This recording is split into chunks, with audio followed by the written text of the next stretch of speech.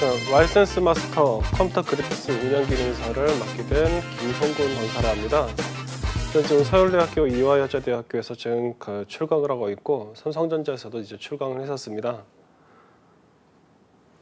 자, 지금 오늘 우리가 같이 진행을 하게 될 컴퓨터 그래픽스 운영 기능사는 특히나 요즘에 보면은 메타버스라든지 웹 3.0 그리고 AR, VR에 의해서 지금 변화되고 있는 이제 4차 산업혁명 시대에 굉장히 이제 필요한 부분들이 이제 그래픽 부분이기 때문에 그와 관련돼 가지고 이제 필수적인 자격증으로 이제 주목을 받고 있다, 그렇게 보시면 되겠습니다. 이제 조금 더 이제 우리가 이제 살펴볼 것은 이제 이제 어떤 이게 역사나 이런 부분들이 있는데, 이 산업인력공단에서 이제 1997년에 이제 최초로 이제 신설했었던 것이 이 그래픽스 이 자격증이죠. 그래서 현재로는 가장 권위 있고 또 산업계에서도 인정을 많이 받고 있는 유일한 기능사급 컴퓨터 그래픽 자격증이라고 보시면 되겠고요. 그리고 이게 국가공인 자격증이에요. 그래서 이제 지금 보면은 그래픽스 운영 기능사 같은 경우에는 이제 취득을 이제 해야만 우리가 이제 보면은 뭐 배너라든지 그다음에 뭐 로고라든지 그에 관련돼서 우리가 이제 사업자를 내려고 할 때 컴퓨터 그래픽스 운영 기능사를 반드시 의무로 필수적으로 제출을 하도록 그렇게 돼 있죠. 그래서 이 취득이 굉장히 사실은 중요하다, 이렇게 보시면 되겠고, 그리고 이 그래픽스 운영 기능사 같은 경우는 다른 국가공인 자격증들처럼 필기하고 실기로 이루어져 있다, 이렇게 보시면 돼요.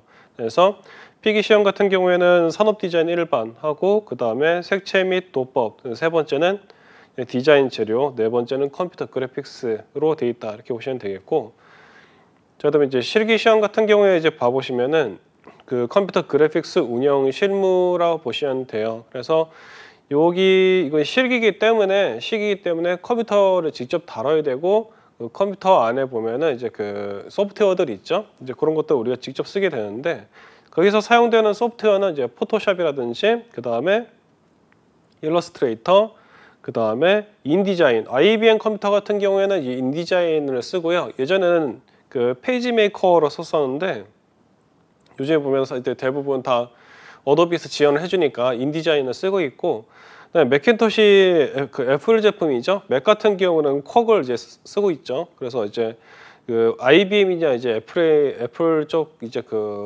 컴퓨터를 쓰느냐에 따라서 사용하는 소프트웨어의 좀 종류가 그러니까 좀 차이가 있다라고 보시면 돼요. 그 소프트웨어에서 차이는 편집 프로그램이 뭐 그래서 IBM은 인디자인이고 맥 같은 경우 이제 쿼그로 간다는 거죠. 자, 그것만 잘 구분하시면 되는 거고요. 그다음에 이제 운영 실무적인 부분을 얘기를 한다면 이렇습니다. 우리가 이제 좀 더 이제 살펴보면서 더 얘기하겠지만은, 포토샵 같은 경우는 이제 이미지죠. JPG나 이제 뭐 PNG나 이런 이제 정지 이미지들을 가지고 이미지에 대해서 처리를 한다면은, 일러스트 같은 경우에는 뭐 로고라든지 어떤 우리가 이제 벡터 이미지들을 이제 다룰 때 일러스트레이터를 쓰고는 하죠.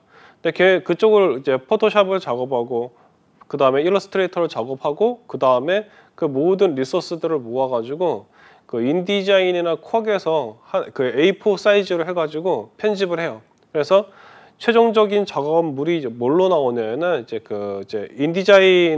인디자인이나 쿼그나 편집 파일 형태로 해가지고 얘네들이 이제 우리가 이제 익스트레이트라 불러가지고 이제 추출을 해내는 거죠. 그래서 그걸 가지고 이제 우리가 평가를 하게 된다, 그렇게 보시면 되겠고요.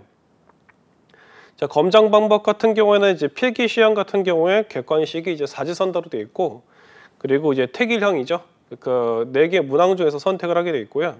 그다음 이제 문항은 60문항이에요. 가지고 이게 개수 문제 수가 뭐 많다면 많을 수도 있겠고 뭐 적으면 적을 수도 있겠다 할 수도 있는데, 근데 보면은 여러분들이 이제 이 필기 시험 같은 경우 이제 암기를 하시든 이해를 하시든 해서 준비를 하시고 가셔가지고 딱 있으시면은, 그래도 이제 이제 뭐라 해야 될까요? 내용들이 어느 정도 이제 그래픽하고 그 다음에 시각 미술 관련된 디자인이나 이쪽에 있는 것들이 나오기 때문에, 그래도 약간 좀 시간을 좀 어느 정도 좀 이제 쓰게 된다고 해야 될까? 이제 그렇게 된다고 보시면 돼요. 그래서 충분한 준비를 좀 할 필요는 있다라는 거.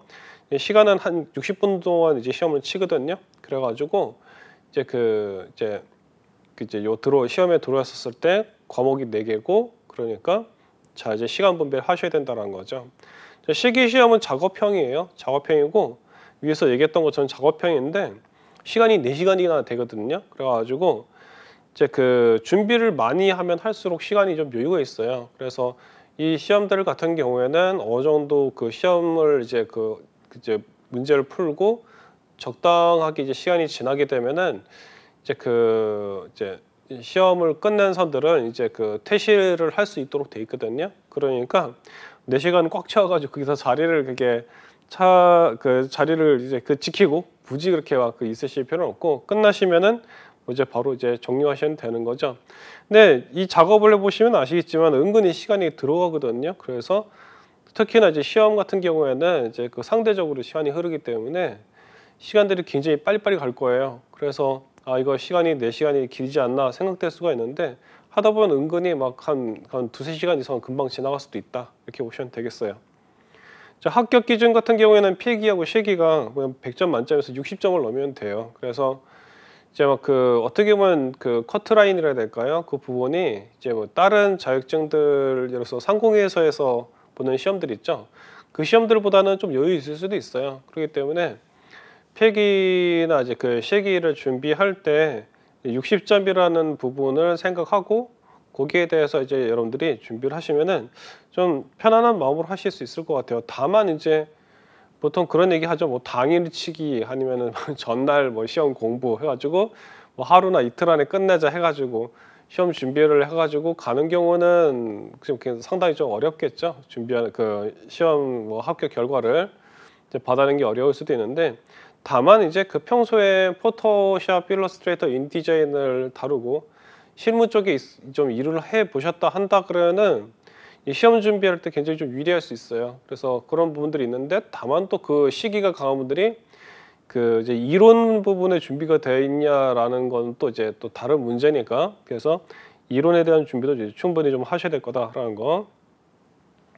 자, 컴퓨터 그래픽스 운영 기능사에 관련된 이슈들입니다. 그래서 이제 보시면은 여기 아까도 얘기했었던 부분이죠. 제가 간판하고 플랜카드나 로고 같은 이런 디자인 작업들, 이런 사업자를 등록하려고 할 경우에 이 컴퓨터 그래픽스 운영 기능사 자격증 취득자를 이제 국가에서 이제 반드시 이제 보유하고 있어야 된다 얘기를 하는 거예요. 이게 해당되는 그 사업자 본인이 그 자격증을 가지고 있거나 아니면은 그 회사에서 컴퓨터 그래픽스 운영 기능사를 취득한 사람을 취업을 시키든지 둘 중 하나를 해서 반드시 지금 자격증을 갖고 있는 사람을 필요로 하죠.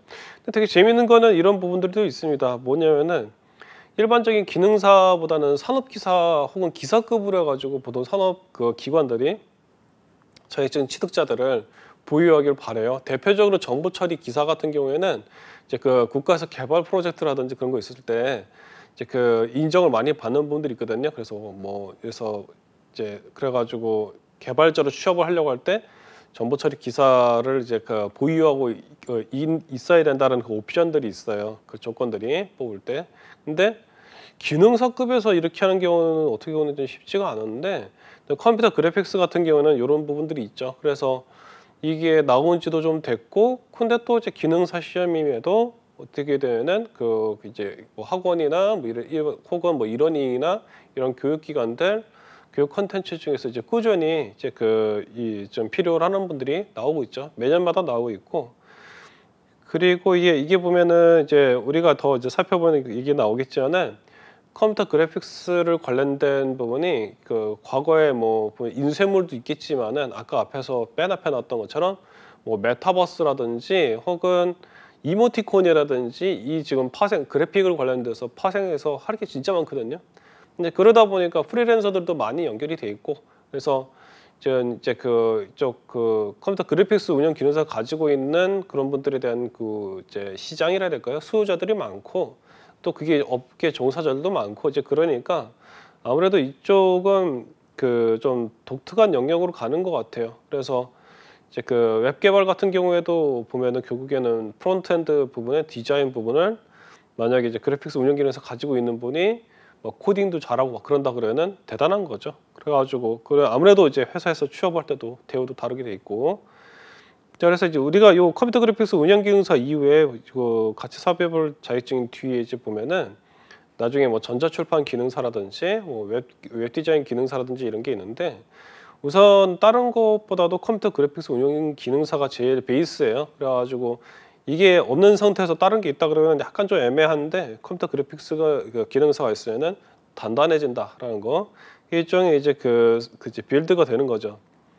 자, 과정 평가형 검정 제도가 도입이 되어 가지고 포트폴리오 준비하고 실무 능력을 같이 준비할 수 있는 제도가 지원되고 있다 그랬습니다. 이게 뭔 얘기냐면은 컴퓨터 그래픽스 운영 기능사 이 자격증을 이거 사실은 이거 같은 경우에는 뭐 전문 대학이나 그다음에 4년제나 이렇게 어떤 그 학력을 이제 올려야 되는 그런 게 아니고 기능사기 때문에 이제 그 고등학교 재학 중에도 사실은 가능하거든요. 근데 이제 과정 평가형이 이제 보면은 어떤 그 학력이나 어떤 그 학점을 대체할 수 있는 그런 이제 그 제도이기도 해요. 그런데 기능사는 그렇게까지 할 필요 없거든요. 근데 이 과정 평가형 이제 교과 과정 컴퓨터 그래픽스 운영 기능사 관련해서 여기 보면은 꾸준하게 요 지금 과정 평가를 준비하는 분들이 있는데 그 이유가 왜 그러냐면 그 과정 평가형을 진행하면서 그 이제 포토하고 일러하고 인디자인을 활용한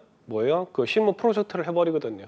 그렇기 때문에 그 프로젝트를 가지고 완성할 수 있다라는 거, 그걸 가지고 나중에 취업할 때 쓸 수 있다는 부분들이 너무나 어필이 돼가지고 과정 평가형의 컴퓨터 그래픽스 운영 기능사는 뭐 꾸준히 그 또 이제 수요가 있는 것으로 지금 보고 있습니다. 그래서 이런 부분들도 있고, 그래서 그 보면은 출판기로 진출하려고 할 때는 전자출판 기능사, 웹개발 쪽으로 가려고 하면은 웹디자인 기능사로 진행을 한다 그랬습니다. 그래서 컴퓨터 그래픽스 운영 기능사는 이렇게 가지고 있는 포지션이 되게 기묘할 정도로 잘 잡혀 있어가지고 이 앞으로도 계속 남아가 있을 것 같아요. 자격증들이 시대가 좀 변하고 그러면은 이제 국가공인에서 내려온다라든지 혹은 이제 더 이상 그걸 시험 검증을 하지 않는다라든지 그런 자격증들이 있거든요. 그래서 워드 프로세서 3급, 뭐 커멀 3급 이런 건 더 이상 그거는 예전에는 이제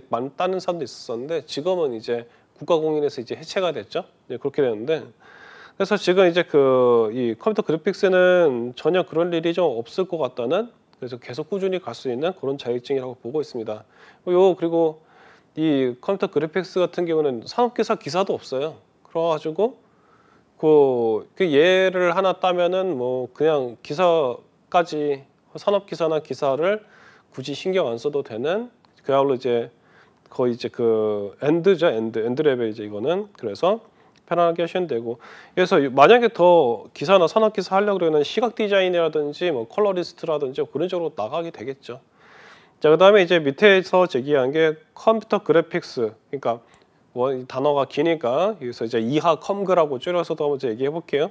자, 컴그에서 중요한 거 뭐냐면 설정을 저기다가 이제 표시를 해놨는데 컴퓨터 그래픽스의 실기에서는요, 우리가 포토하고 일러스트레이터에다서 작업을 한댔죠. 그 작업을 하고 그 작업물을 어떻게 한댔어요? 인디자인이나 컷에서 작업을 최종 마무리를 한댔습니다. 근데 거기에다가 이제 작업을 하려고 할 때 포토나 일러에서 만들었던 에셋을 자산을 요소를 이제 인디자인이나 여기다 이제 불러들이는데 그때 뭘 해야 되냐면은 페이지의 길이 여백의 어떤 설정들 이런 것들을 좀 많이 해요. 그래서 인디자인의 최초 작업에서 했을 때는 보면 아무래도 편집적이기 때문에 거기에 대한 설정들을 진짜 많이 한다라는 거죠. 그래서 거의 뭐 설정이 절반이다 약간 좀 그건 오버고 그래서 이제 한 중요도를 따진다면 한 3분의 1, 그러니까 한 30% 정도 되는 정도의 중요한 부분을 차지하고 있다 이렇게 보시면 돼요. 그래서 나머지는 뭐 페이지에다가 이미지 안착시키고 이제 뭐 그런 거 나머지 작업들 하니까 뭐 그렇게 보시면 되겠고 의외로 이 작업물을 완성시키는 시간이 많이 걸려요. 나중에 여러분들이 시기 쪽에 공부를 해보시면 아시겠지만은 포토하고 일러하고 쭉쭉쭉 단계를 넘어와서 인디자인으로 완성시키고 인디자인에서 이제 결과물을 이제 최종적으로 이제 완전하게 딱 마무리시키는 데까지 하면은 그냥 쭉쭉 그냥 따라오거나 그 작업을 했을 뿐인데 한 3시간 이상 그냥 나가요. 그래서 하루에 컴퓨터 그래픽스 실기에 대해서 준비를 하려고 해도 해봐야 한 그 시험을 2회, 3회 정도 할 수 있을까? 하루 종일 다 시간 넣어가지고 그래가지고 그거는 한 작업도 한 보통 4시간이라 본다 그러면은 벌써 작업 3개 하면은 그 4, 3, 12, 12시간이나 되죠. 그죠?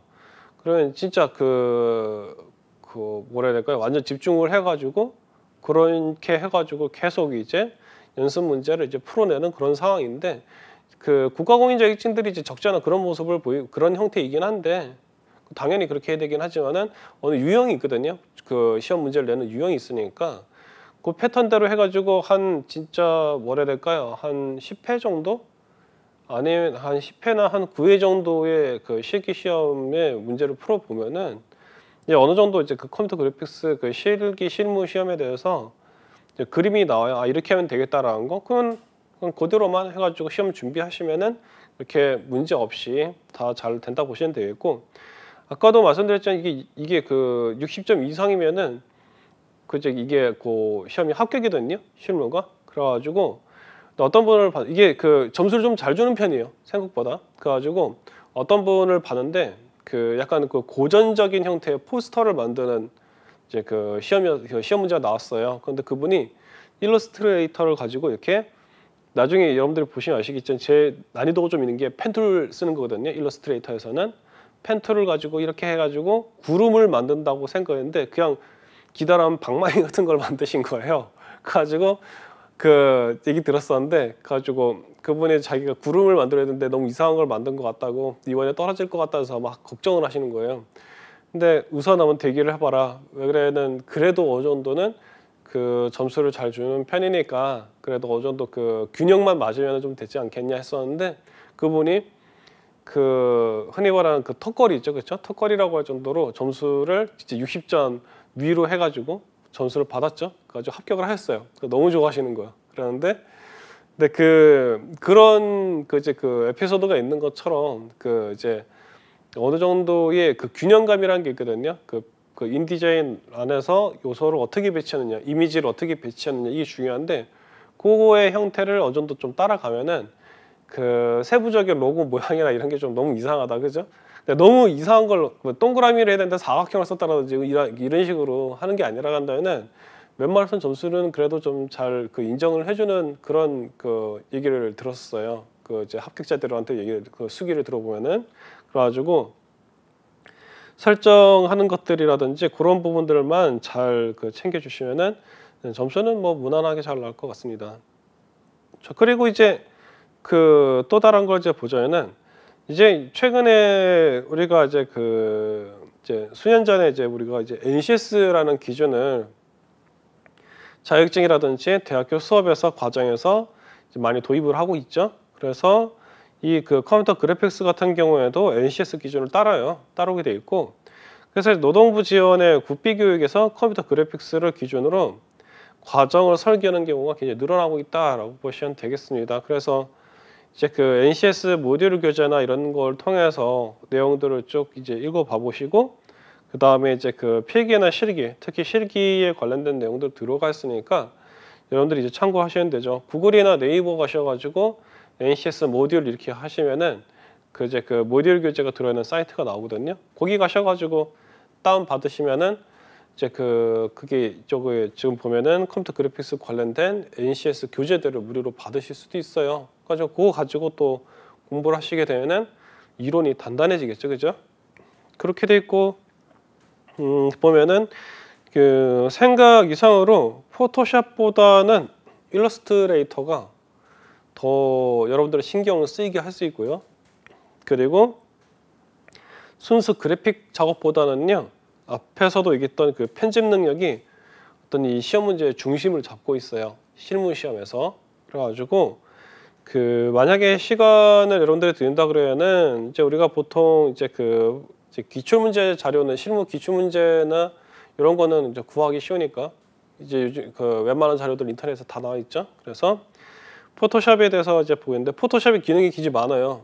요즘에 AI 기능도 들어갔다라고 얘기를 하는데 그래가지고 포토샵을 쓰고 익히는 거는 필요한 것만 하니까 가지고 그걸 이제 쓰시면 되는데, 일러스트레이터는 아까도 제가 이제 시험에 이제 어렵게 합격하셨던 분들을 얘기해 드렸던 것처럼 일러스트를 우리가 사실은 많이 쓰지는 않거든요. 우리가 여러분들이 아시는 일반적인 우리가 사진 작업 같은 거 할 때, 그걸 이제 그런 거 할 때 보면 포토샵 많이 쓰잖아요, 그죠? 그리고 만약 안 한다 하더라도 포토샵 비슷한 프로그램들을 쓴단 말이에요. 그래서 그 화면 인터페이스라 해야 될까? 그 프로그램의 화면이 낯선 게 아니거든요, 포토샵은. 근데 일러스트레이터는 딱 들어오는 순간 당황하시는 분들 많으세요. 왜 그러냐면 일러스트레이터가 이제 포토샵처럼 적당히 좀 어느 정도 좀 지금 우리가 직관적으로 해서 흉내내가 따라할 수 있는 그런 부분들이 좀 적은 편이고, 포토샵하고 비슷하게 생겼는데 영 기능들이 딱딱한 경우가 있거든요. 그 이유가 포토샵 같은 경우에는 이제 일반적인 비트맵 방식의 프로그램이라 가지고 우리가 그림판 같은 거 있지, 그것처럼 이렇게 점을 찍어 가지고 이렇게 이미지를 완성시켜가는 그런 형태를 한다면은 이 데이터들도 거기에 도트 하나가 이제 하나씩 이제 정보를 가지고 있어요. 그래서 이제 이미지를 이제 우리가 편집할 수 있게 해주는데, 일러스트레이터는 구동 방식이 달라요. 벡터 방식이라고 불러가지고 얘는 거기 있는 점이나 어떤 면들이 이제 좌표가 찍혀가지고 그게 내부적으로 수학 계산에 의해서 만들어진 이미지를 만들어낸 형태라 얘기를 하더라고요. 그래서 벡터 이미지의 특징이 뭐가 있냐면은 확대를 막 엄청 많이 해도 이미지가 끼지질 않아요. 그래서 로그로 많이 쓰는 거예요. 그래서 우리 주위에는 일러스트레이터 작업이 굉장히 많다. 그래서 근데 이제 포토샵은 안 그러죠. 얘는 확대를 화면을 할수록 뭐가 되면은 에리어싱이라고 불러가지고 이제 계단 현상이라고 하거든요. 그래서 여러분들이 해상도가 낮은 이미지를 막 확장하면 어떻게 되나요? 얘가 막 깨져버려요. 그래가지고 이제 이런 얘기를 하죠.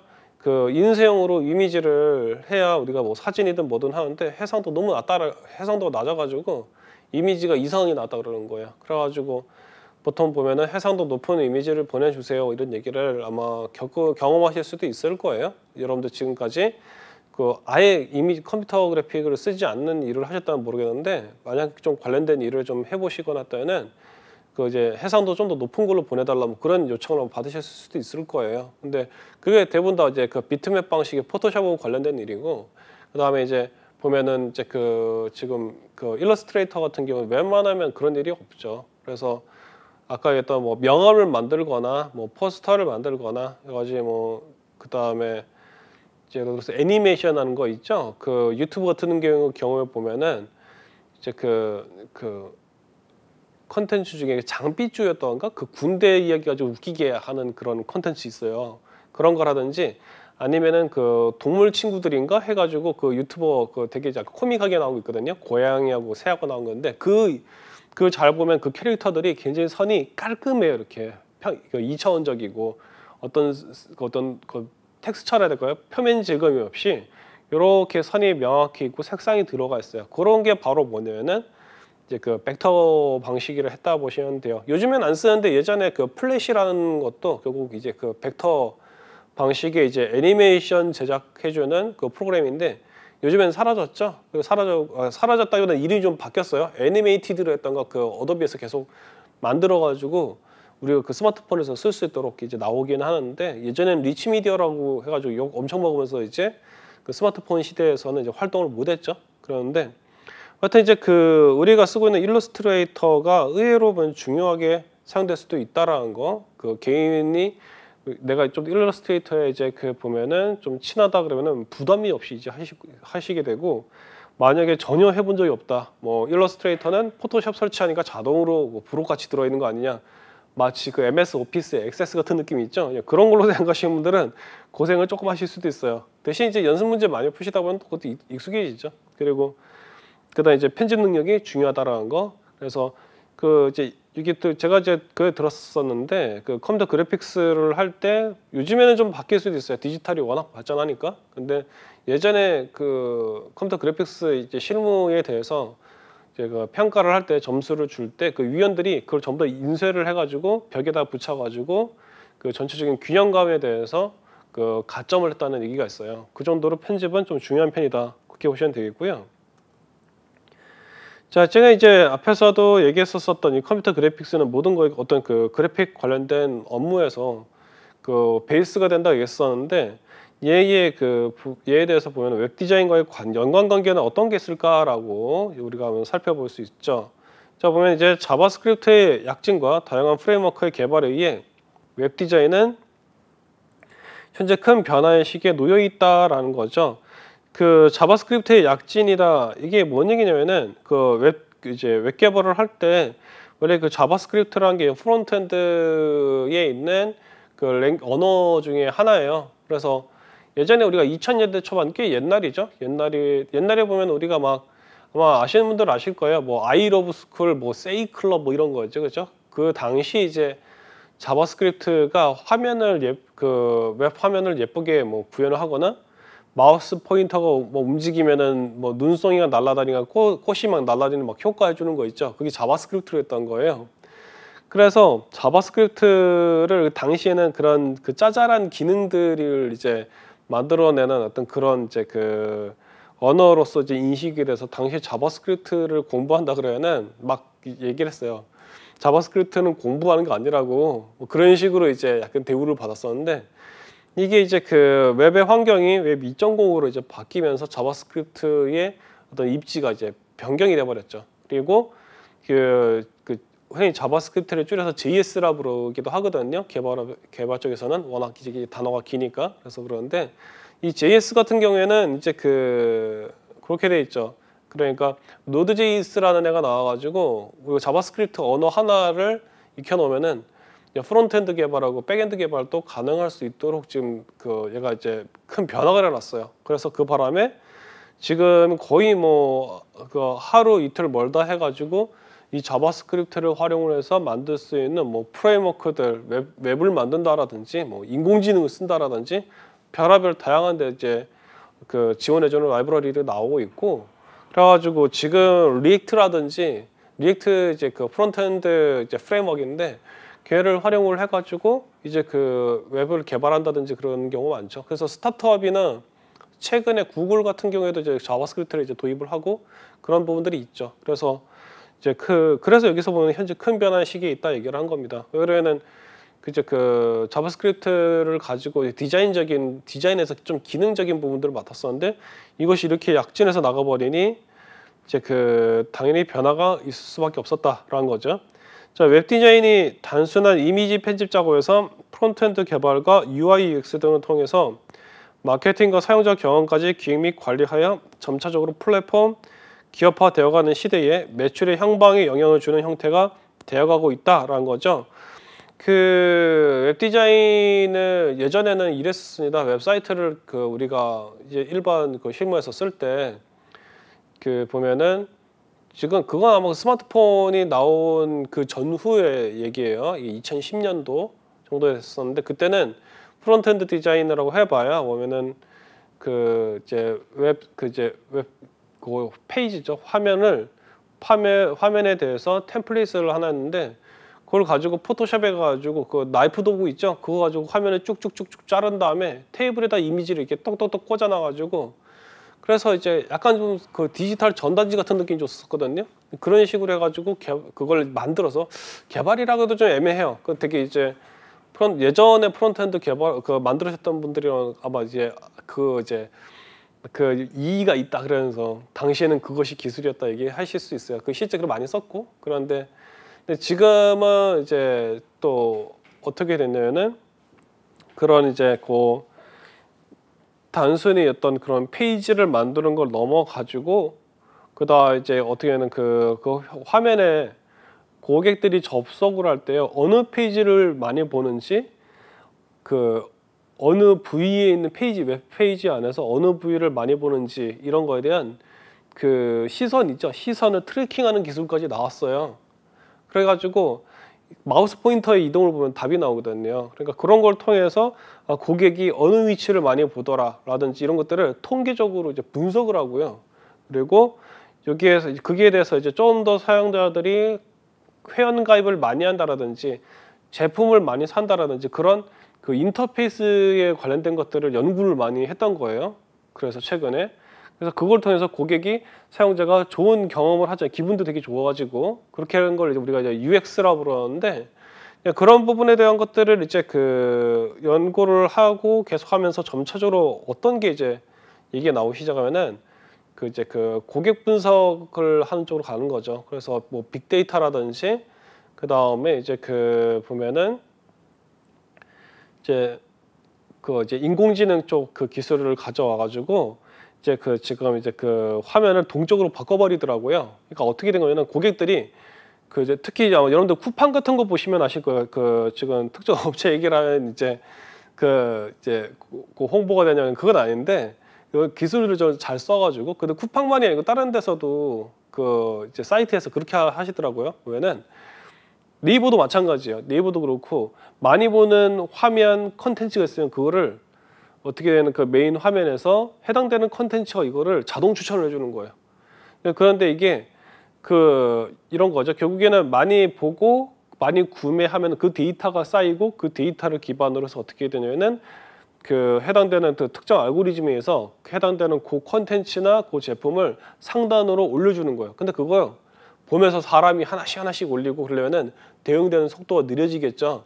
그러니까 어떻게 되냐 그런 그 화면이 그 자동 반영이 되도록 여기다 그 알고리즘을 적용을 해가지고 그렇게 이제 그 디자인을 변형을 해주는 이제 그런 부분들이 요즘에 나오고 있죠. 그래서 그런 걸 보면은 사실은 보면은 기술이 점차적으로 이제 알고리즘이나 로직을 활용이 된 상황이 되기 때문에 과거에 비해서는 어떻게 되면은 아까 얘기했던 것처럼 그 템플릿 받아가지고 포토샵에서 그 나이프 도구 가지고 쭉쭉 잘라가지고 붙이는 그 시대하고 지금하고는 완전히 천지 차이의 변화가 일어났다라는 거죠.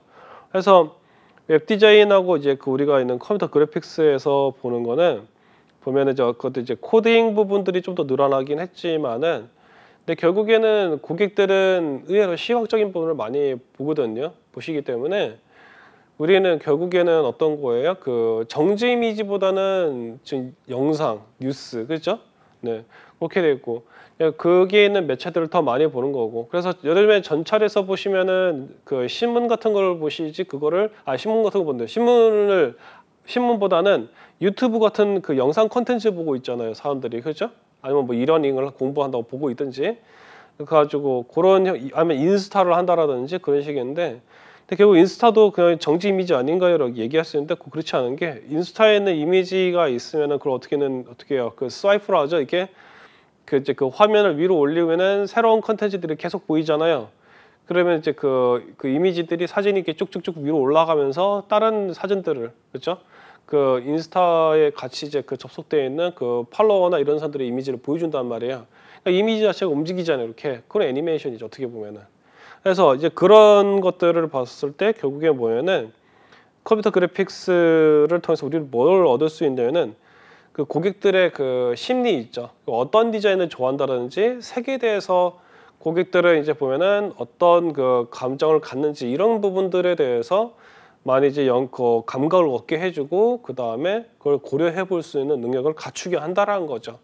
그래서 보시면은 이제 밑에서 더 얘기를 하고 있습니다. 그래서 웹 디자인의 기본적으로 컬러와 그래픽이 기본이기에 컴퓨터 그래픽스가 중요하다라는 거죠. 그 웹 디자인은 이제는 그 코딩 부분이 강화된다 하더라도 결국에는 뭐냐면 디자인 감각, 그 다음에 어떤 그 이것을 이제 그 산업적으로 어떻게 쓸 것인지에 대한 감각이 있지 않고서는 그런 것들은 그냥 단순 스킬이 지나지 않게 된다라는 거죠. 요즘에는 노코딩이라는 그 개념들이 나와가지고 더 이상 이제 코딩 안 해도 어느 정도 그 기능을 갖추고 있는 그 서비스를 앱이나 웹이라든지 그런 걸 만들 수 있는 시대로 지금 또 가고 있어요. 그러면은 그 코딩하는 게 지금 약간 좀 어려운 부분들도 있고 약간 이런 엄청 어려울 때도 있거든요. 약간 어렵기도 하고 뭐 많이 어렵기도 하고 그럴 수도 있는데 근데 그런 부분들을 해결을 해줘 버리게 될 수 있다는 거죠. 그런 또 뭐가 나온 거예요? 그 스타일과 그 컬러하고 사람의 감정에 영향을 주는 그런 콘텐츠를 만들어내는 어떤 그 디자인 감각들, 그죠? 그런 것들이 다시금 어떻게 되면은 필요하게 되는 순간이 오는 거죠. 원래도 필요했긴 했지만 더 필요하게 될 수 있다는 거죠. 안 그러면은 노코드를 통해서 소프트웨어 만드는 건 좋은데 그냥 무난하게 만든다 해가지고 해서 그 이제 보면은 우리가 이제 그걸 구매해 주진 않거든요. 비슷비슷한 거는. 그래가지고 우리가 명품 보면은 스타일 확실히 나오잖아요. 예, 그런 부분을 여러분들이 생각하시면 될 것 같아요. 자, 그래서 전자출판하고 연관관계를 보도록 하겠습니다. 과거와 달리 디자인 편집과 출간을 통해서 큰 변화의 시기를 맞이했다 했습니다. 그래서 전자출판계의 이북 시장이 크게 열리면서 더욱 빠르게 출판 편집과 디자인 시장이 급성장했으며 코로나 팬데믹 이후 다양한 출간물들이 등장하게 되었다는 거죠. 이게 어떤 얘기냐면은 아마 관심 있는 분들은 아실 겁니다. 그 보면은 프리랜서 사이트 있죠. 뭐 크몽이라든지 뭐 보면은 클래스 102인가 그런 형태, 그게 이제 그 교육 서비스 하는 데인데, 그런 곳에 이제 봐보면은 아시겠지만은 그 PDF 형태로 해가지고 이북을 그 판매할 수 있는 그 시장이 한 수년 전에 열렸어요. 그래가지고 이것도 좀 됐어요. 한 갑자기 매출이 높아지고 사람들의 주목을 받은 건 한 2, 3년 사이일 거예요. 근데 이북을 잘 만들면은 보면은 그 평균적으로 어느 정도 콘텐츠 퀄리티가 나오면 평균적으로 한 월 500 이상은 나온다는 얘기도 있는데, 일단 그런 그 책이 어떤 걸로 돼서 편집이 되면은 컴퓨터 그래픽스에서 우리가 이제 공부하게 되는 그 인디자인 프로그램 같은 것도 활용해서 책을 만든단 말이에요. 근데 뭐 그걸 아래 한글이나 그 워드나 이런 거, 파워포인트 이런 걸로 해서 간단히 만든다라고는 하지만은 확실히 그 인디자인이나 이런 그 프로그램을 활용을 해서 책을 만든 거 경우를 잠깐 봤는데 너무 예쁜 거예요. 근데 그게 아니고 아무리 그 안에 있는 내용이 좋아도 그냥 그 디자인이 별론데 페이지가 지 많어. 그러면 읽고 싶은 마음이 똑 떨어지죠, 그죠? 그러는데 그래서 역시 이제 그 봐보면은 이제 그 아무리 이제 그 이북 시장이 열렸었다 하더라도 바뀌지 않은 게 있다 그러면은 역시 어떤 그 디자인하고 그 어떤 그 그래픽적인 부분들이 절대로 그 가치가 떨어지지 않더라라는 거죠.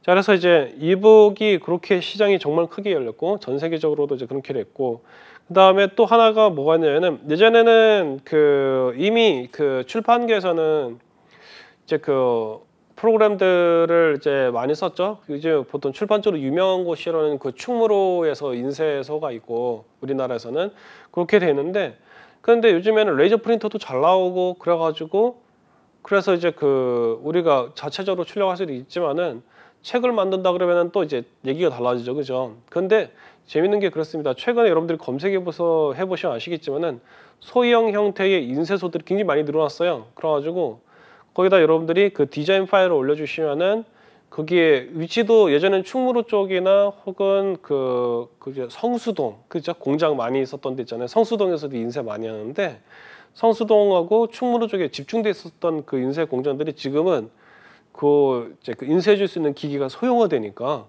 그 뭐 홍대, 뭐 대학로 뭐 이런 데 각 곳곳에 지금 다 들어가 있더라고요.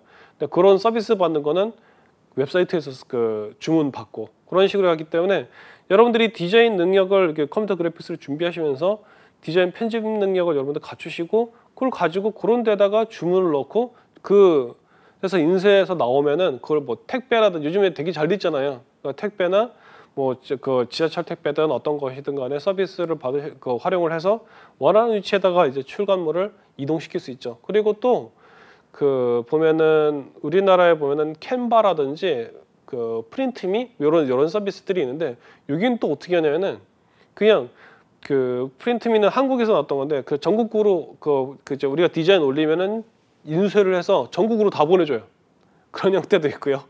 그다음에 캔바라는 서비스 같은 경우에 보면은 그건 아마 많이 들어보실 수도 있는데 그쪽 같은 경우에 디자인을 여러분들이 만들어서 보내면은 전 세계 어디든지 보낼 수 있어요.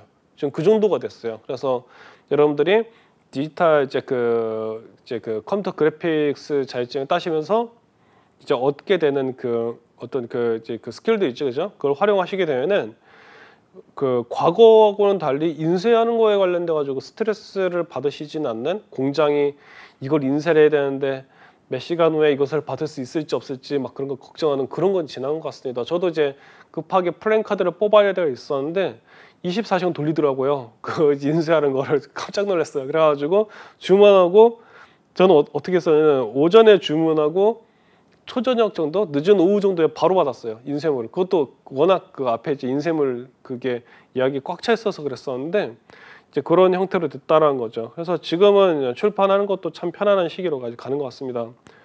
자, 그래서 이제 컴퓨터 그래픽스 운영 기능사 그 필기 시험 4과목이 있는데 그중에 이제 산업 디자인 일반 그리고 색채 및 도법 그다음에 디자인 재료 컴퓨터 그래픽스에서 4가지 이제 과목이고 그다음에 앞에서 얘기했던 것처럼 이제 60문항에 대해서 이제 그 본댔었죠. 그 필기 합격자는 60점 이상이고 딱 요 정도 안에서 있는 내용이고요. 자, 이제 그 실기 시험은 이제 보면은 포토, 일러, 인디자인 그리고 작업형에서 4시간 동안 해서 60점을 넘기면 된다라는 거. 그래서 각 프로그램 활용해서 최종적으로 A4지에 편집 출력물이 완성되도록 하는 시기 작업형이라는 거죠. 그래서 요거 정도 해서 여러분들이 그 이제 시험에 대한 아웃라인을 보시면 되겠고요. 이제 이제 필기 내용들 같이 한번 살펴보도록 할게요. 자, 산업 디자인 일반입니다. 컴퓨터 그래픽스도 디지털 디자인에 관련된 자격증 시험이기 때문에 필기 과목들이 기존의 디자인과 디자인 산업 관련 지식들이 평가 대상으로 포함되는 것을 볼 수 있다는 거죠. 그래서 기능사 시험이기에 난이도가 높다고 할 수는 없는데 하지만 컴퓨터 그래픽스 운영 기능사가 산업기사나 그 기사급 자격증이 없기 때문에 기능사급 이상의 문제들이 나올 수 있다라는 거죠. 어떤 거냐면 뭔 얘기냐면은 컴퓨터 그래픽스 운영 그 산업기사 뭐 기사 이게 없고 기능사만 있거든요. 그러니까 그 산업기사 기사급에 나올 만한 그런 개념인데 여기에 들어오는 경우가 있어요. 그래가지고 이거 비슷한 게 그 기능사만 있는 자격증들을 봐보면은 딱 그 전자출판도 그렇죠. 웹 디자인도 그렇죠. 얘네들 봐보면은 그 당시에 필요한데 뭐 그래도 그 기능사라 급의 문제는 좀 애매하긴 한데 그래도 필요하니까 뭐 집어넣는다. 약간 그런 형태로 들어온 경우도 있어요. 그래가지고 이 개념이 여기서 설명이 된다고 그러면서 볼 때도 있는데 근데 여기서 이제 그 컴퓨터 그래픽스가 딱 이제 그런 모습을 보여주죠. 자, 산업 디자인 일반에 대한 문제 같이 한번 보도록 하겠습니다. 자, 다음 중 실내 디자인의 대상 공간이 아닌 것은 그랬어요. 실내 디자인. 여기서 단어를 잘 보셔야 돼요. 실내 디자인. 근데 문제를 보시면은 1번부터 4번까지 1번에서는 도서관, 2번에서는 사무실, 3번에서는 도시 조경, 4번에서는 상점. 딱 보시면은 어느 정도 감이 오시죠? 어떤 거냐? 키워드를 잘 잡아야 된다라고 제가 얘기를 하는데 자격증 준비할 때는 근데 여기선 실내 디자인이랬잖아요. 실내. 그러면은 어느 건물 안에 있는 공간이어야 이 실내 디자인이 적용될 수 있겠죠. 근데 3번에는 도시 조경 같은 경우는 도시공학이나 토목에서 다뤄지는 그죠? 우선 열린 공간이에요. 열린 공간. 그러니까 이게 요 경우는 여기 그 실내 디자인의 대상이 대해서는 없겠다라는 것을 우리가 볼 수 있죠. 자, POP 광고의 기능에 관한 설명으로 틀린 것은 이렇게 나왔습니다. 이렇게 실무적인 질문이죠. 자, POP 광고. 자, POP 광고 저 밑에 제가 그 화살표로 설명을 드렸는데 자, POP 광고는 뭐냐 하면은 소비자가 상품을 구입하는 최종 지점에서의 광고를 뜻한다고 보시면 돼요. 그래서 우리가 이제 여러분들이 그 마트를 가시든지 아니면은 뭐 편의점을 가시든지 아니면은 그 어떤 물건이든 그 스토어가 있잖아요. 그죠? 그런데 거기 가면은 상품의 그 매대, 실물대, 그다음에 모형이나 포스터, 간판 등 소매상에 있는 광고물 일체를 뭐냐면 POP 광고로 한다는 거죠. 그래서 여러분들이 화장품 파는 데 있잖아요. 그 보면은 뭐 그게 고가든 저가든 간에 뭐 명품이든 간에 봐보면은 그 제품에 대한 브랜딩을 위해서 뭐 포스터나 그 다음에 혹은 어떤 그 모형 같은 게 막 서 있고 그죠? 입간판이 있고 막 이렇게 돼 있잖아요. 그런 게 싹 다 POP예요. 자, 그런데 이제 거기에 관한 설명으로 틀린 걸 이제 이 문제는 물어보고 있어요. 자, 1번을 보면 이래요. 판매점에 온 소비자에게 브랜드 네임을 알릴 수 있다. 딱 여기에 맞죠, 그죠? 2번에는 신제품을 알리는데 좋으며 신제품의 기능과 가격을 강조한다 그랬습니다. 그래서 뭐 기능 같은 걸 좀 더 강조하고 그다음 하거나 아니면은 그 가격이 이렇게 저렴하거나 뭐 이런 식으로 이제 어필을 하죠. 그래서 2번은 맞고 3번은 뭐예요? 상품에 대한 자세한 설명을 하게 될 경우에 뭐 좋은 점을 막 그죠? 그래서 이제 이런 경우는 어떻게 됐어요? 그 사람들이 충동 구매를 할 가능성이 높아지죠, 그죠? 근데 여기서 얘기하는 게 뭐라고 얘기를 하면은 충동 구매를 방지한대요. 전혀 아니죠, 그죠? 그래가지고 이제 그 3번은 아니다라는 거. 자, 4번 같은 경우는 점원의 설명보다 우수한 대변인이 될 수 있다 그랬습니다. 왜 그래요? 점원의 설명은요 리얼타임이잖아요. 이렇게 얘기를 해서 쭉 하는데 이 POP 같은 경우는 결국에는 어떤 규격을 갖추고 연구를 해서 만들어 놓은 일종의 컨텐츠란 말이에요. 그것도. 근데 이게 잘만 만들어져 가지고 딱 이렇게 이게 그 어필이 된다 그러면은 점원이 필요 없게 되죠. 그래서 이렇게 해서 이게 일종의 그 우수한 대변인이 될 수 있다는 게 맞는 얘기예요. 그리고 아까 제가 이제 어떤 가게에다가 해서 한정적으로 얘기를 했다고 볼 수도 있는데, 예를 들자면 여기는 모형 같은 경우에는 우리가 달리 볼 수도 있어요. 어떤 거냐? 그 이태원이나 이런 데 가보면은 저 그거 봤는데 라인 프렌즈인가 가게가 있더라고요. 근데 2층 높이인가 할 정도로 커다란 형태의 인형이 있는 거예요. 그 캐릭터, 라인 프렌즈 캐릭터가 있는 거예요. 카카오 캐릭터 같은 경우도 아마 이제 그런 형태로 하고 있는 걸로 알고 있는데, 보통 그렇게 해서 거대한 캐릭터 동상이라 좀 그러는데 어쨌든 그런 캐릭터 모형을 만들어 놨는데, 그게 관광객들이 그 보면서 바로 가게로 들어가시는 거예요. 그래서 그 인형 하나로 모든 게 설명이 되니까 이 안에 가면은 얘랑 관련된 제품들이 있어요. 그죠? 그래가지고 해서 거기 가가지고 하게 되고, 이런 부분들이 어떻게 보면은 그 존재 하나만으로 어떻게 됐어요? 구매를 이끌어 버리죠. 그죠? 네, 그런 것들이 이제 보면은 이제 POP 광고가 갖고 있는 이제 강력한 이제 그 장점이라 할 수 있겠죠. 자, 그 다음 문제 보겠습니다. 잘 그려진 포스터인데도 불구하고 보기 어렵고 내용 전달이 모호하다면 그 포스터는 무엇이 문제인가? 라는 거예요. 그래서 그 보기 어렵게 돼 있고 내용이 전달이 안 돼요. 포스터가. 그랬을 때 이 포스터는 어떤 그 부분이 부족한가라는 거죠. 자, 1번은 경제성. 그러니까 경제성 같은 경우에는 그거죠. 이 포스터를 제작할 때 돈이 너무 많이 들어가냐 뭐 이런 것들에 대한 얘기가 될 수도 있는데, 그건 아니고 내용 전달이나 어떤 그 포스터가 가지고 있는 어떤 기능적인 부분들에 문제가 있는 거기 때문에 지금 같은 경우는 어떤 거가 되냐면 2번에는 기능성이 문제가 돼 있다. 이게 체크를 해주시면 되는 거겠죠. 자, 그리고 이제 여기에서 이제 보시면은 또 다음 문제를 보시면은, 자, 바코드를 보시면은 각 포장 표면에 굵기가 다른 수직선과 그 밑에 숫자로 인쇄된 기호이다 그랬습니다. 바코드에 대한 설명이 틀린 것은? 자, 1번 개선서 보관이 용이하다. 상품의 가격을 수동으로 찍는 것보다 정확하다. 상점 경영에 합리성이 있다. 이 모든 게 바로 바코드에 대한 설명이죠. 요즘에 최근에는 QR 코드란 거 나온 거 아시죠? 그죠? 이제 그 유통업체나 이런 데 가가지고 그 무인 계산대가 있더라고요. 가가지고 그런 데 가가지고 바코드를 이제 그 고객이 직접 찍는 거예요. 참 대단한 정보화 국가 같아요. 한국이 보면은. 근데 이제 이렇게 해가지고 바코드 가지고 이게 찍었고 금액이 표시가 되는 카드를 넣어서 결제를 하는데, 마치 그것처럼 이제 이 바코드도 이제 그런 QR 코드 같은 이제 기능을 하거든요. 그래서 최근에 CEO였던 거예요. 어떤 그 편의점 가니까 그 가게 사장님은 가게 정리하는 데에만 집중하시고요. 고객들은 가가지고 무인 판매대 가가지고 바코드를 찍는 거예요. 바코드를 찍어서 거기서 바로 결제를 하시더라고요. 그래서 결제를 하게 된 그 데이터들은 당연히 그 해당 그저 프랜차이즈의 그 본사에도 이제 데이터가 남고 해당되는 그 가게에서도 데이터가 남겠죠. 이런 부분들이 보면 경영의 합리성을 가져올 수가 있죠. 어떤 제품이 많이 팔리더라, 무슨 시간대에 많이 팔리더라, 이런 데이터를 얻어낼 수 있죠. 자, 그런데 이제 그 4번에 보면은 계산하는 번거로움이 있어가지고 시간이 늦다 그랬습니다. 이거는 이제 바코드를 찍어가지고 기계를 통해서 했었을 때가 아니고 사람이 직접 계산했을 때 이런 경우 있을 수 있겠죠. 그래서 디지털 장비들과 연계가 되어서 되어 있어서 그 데이터 확보에도 좋고, 실제로 바코드 장비들이 인식만 시키면 업무를 자동화할 수 있는 소프트웨어 등이 있으며, 그래서 결국에는 처리 작업이 빠른 편이다라고 이제 설명을 했는데 맞습니다. 그래서 이제 그 바코드를 이런 어떤 그런 매체를 활용을 해서 우리가 이제 보면은 이제 어떤 그 비즈니스를 할 때 조금 더 이제 빨리빨리 작업을 할 수 있죠. 이런 부분들도 이제 결국은 디자인하고 이제 산업 디자인하고 관련이 될 수 있기 때문에 바코드에 관한 문제가 시험에 나와요. 이게 필기에.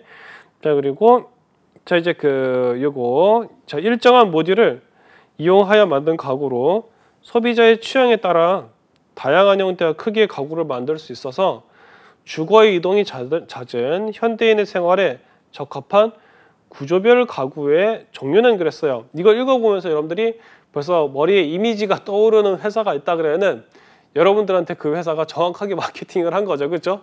그 브랜드에 대한 이미지를 막 각인을 한 거예요. 저도 마찬가지였습니다. 이 문제를 봤을 때. 그 보면은 뭐 이케아라든지 이런 회사들 있지, 그렇죠? 딱 여기 해당이 되는 거죠. 그래서 이제 요거 같은 경우에는 3번에 보면 조립식 가구가 여기 해당이 되는 걸 볼 수 있어요. 그래서 1번, 2번, 4번 같은 경우 이동식 가구나 붙박이식 가구나 고정식 가구는 완성형 가구에 해당이 된다는 거죠. 그리고 3번은 이제 파츠들을 연결해 가지고 가구를 완성시키는 형태인 거죠. 그래서 대표적으로 이케아에서 판매하는 가구들이 바로 조립식 가구에 해당이 된다는 거죠. 그리고 또 이케아 외에도 그 조립식으로 하는 가구들 되게 많아요. 뭐 장롱 같은 것들도 그 이동식 장롱 같은 거 있죠. 그런 거라든지 뭐 신발을 넣는 데라든지 그런 형태에 있는 것들도 전부 다 조립식 가구에 이제 해당이 되는 거죠. 자, 지금 1강 그 수업 들으신다고 수고 많으셨고요. 그러면 이제 그 2강에서 다시 뵙도록 하겠습니다. 수고하셨습니다.